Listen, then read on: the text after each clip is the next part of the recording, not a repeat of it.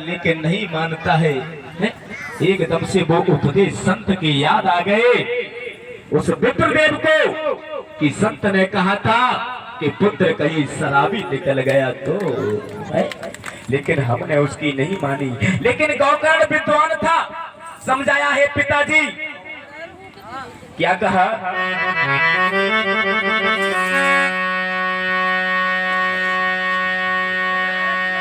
यदि तुम्हें शांति की इच्छा है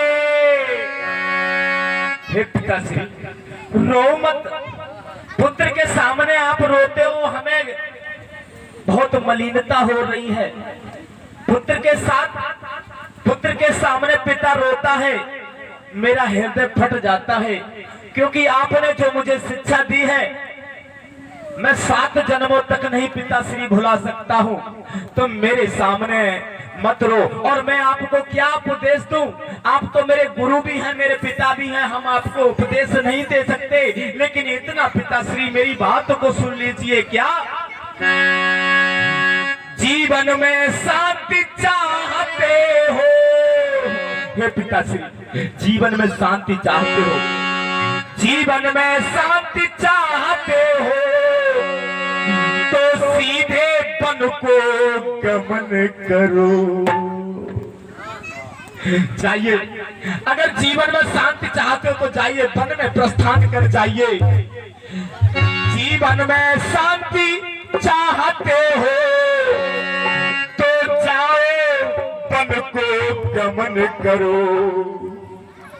जीवन में मुक्ति चाहते हो, जीवन में मुक्ति चाहते हो, श्री रामचंद्र का भजन करो। जीवन में मुक्ति चाहते हो, श्री रामचंद्र का भजन करो। जीवन में मुक्ति चाहते हो, श्री रामचंद्र का भजन करो। यदि तुम्हें शांति की इच्छा है तो सीधे मन को गमन करो। जीवन में मुक्ति चाहते हो, प्रभु रामचंद्र का भजन करो। जीवन में मुक्ति चाहते हो, प्रभु रामचंद्र का भजन करो। पिताश्री मैं तुम्हें उपदेश नहीं दे रहा हूँ, ये मत कहना तू पुत्र होकर उपदेश दे रहा है। पिताश्री मैं जानता हूँ तुम्हारे कलेश आज दिन तक कम नहीं हुए, मुझे बताया है लोगों ने, और आपके ही विद्वानता के कारण मैं विद्वान हूँ, मैं समझ सकता हूँ आपकी परिस्थिति को। आपने शुरू से क्या नहीं किया हमारे लिए, लेकिन मैं भाई को समझाऊंगा। और तुम्हें शांति की इच्छा है तो जाइए।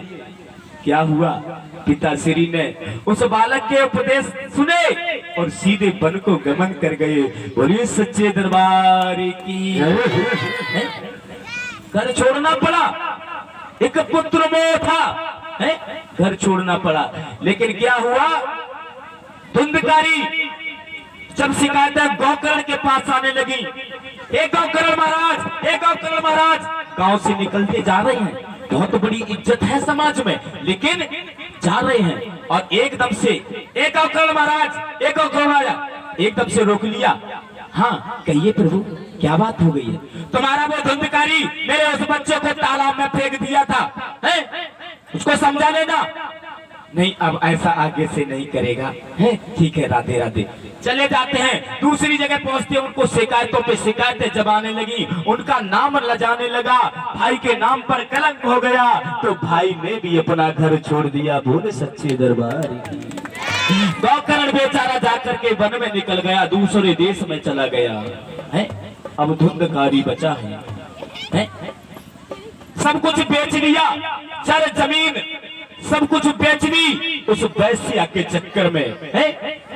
और ये दारू महारानी ये भी वैश्या है, ये भी एक वैश्या है। अब ज्यादा कुछ नहीं कहना चाहता हूं, ज्यादा समझाना भी गलत है, क्योंकि जो अपने पिता, जो पुत्र अपने पिता की नहीं मानता है वो किसी की नहीं मान सकता है। बोली सच्ची दरबार की जय। गौकर्ण महाराज ने भी अपना घर त्याग दिया, अब बचे धुंधकारी और धुंधकारी की माता है। क्या हुआ, एक दिन के समय में जब धुंधकारी के पास कुछ नहीं बचा है तो माँ को पकड़ लेता है और एकदम से घसीट के डाल लिया है और कहा, "ए माँ, पैसे दे, नहीं तो मैं तेरा ये मंगलसूत्र खींच ले जाऊंगा।" जानते हो, माता को याद आया कि आज मैंने इस पुत्र को अगर गलत रास्ता पे न चलाया होता तो इसने आज मेरे गिरेबान पर मंगलसूत्र तोड़ने की कभी कोशिश नहीं की होती। कथाओं से मुझे सीख मिलती है अपने बच्चों को किस तरीके से, अपने बच्चों को किस तरीके से लाइन पे गाइड करना चाहिए है? कथाओं से हमको मिलता है। रोती है माँ लेकिन नहीं, क्या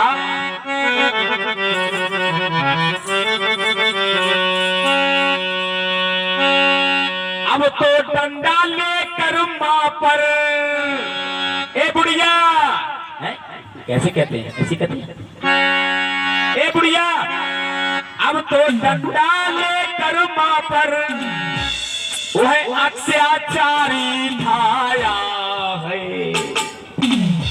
सूर्या अब तो डंडा लेकर वह अत्याचारी जब धाया है और पूछने लगा, पापिनी बता, पूछने लगा, पापिनी बता, घर का धन कहाँ छिपाया है।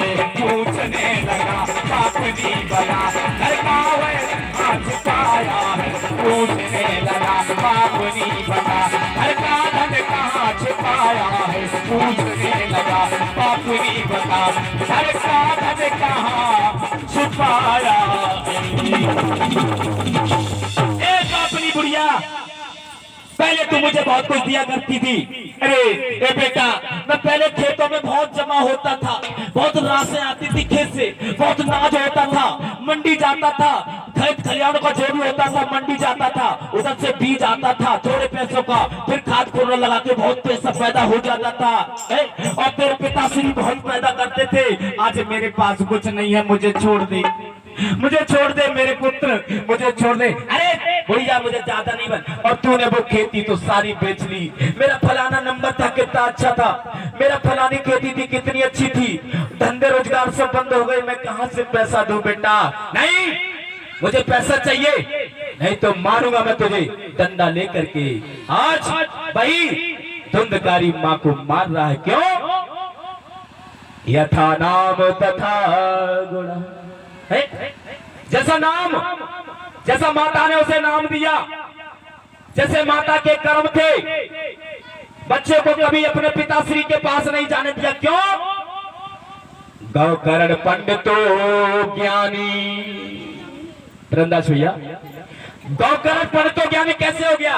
क्यों? वो अपने पिता के कहने पर चला, सद्मार्ग पर चला। आज इसने सारा कुछ बेच लिया है उस वैश्या के चक्कर में। क्या हुआ? जब माता ने सोचा कि मैं आज बच नहीं सकती, ये मुझे मार देगा, तो एकदम से झूठ बोला। माँ ने क्या कहा सुनिए, कल बतलाऊंगी ये कहकर बच सकी उस समय दुखियारी। ये बेटा कल बता दूंगी मैंने धन को कहाँ छुपाया, आज मुझे छोड़ दे, मुझे याद नहीं आ रहा था। तूने मुझे कल ये चोट मारी थी इसलिए मेरी याद आज तो कुछ कम हो गई है, तू कल मैं तुझे बता दूंगी, आज मुझे याद नहीं है। रो रही है माँ।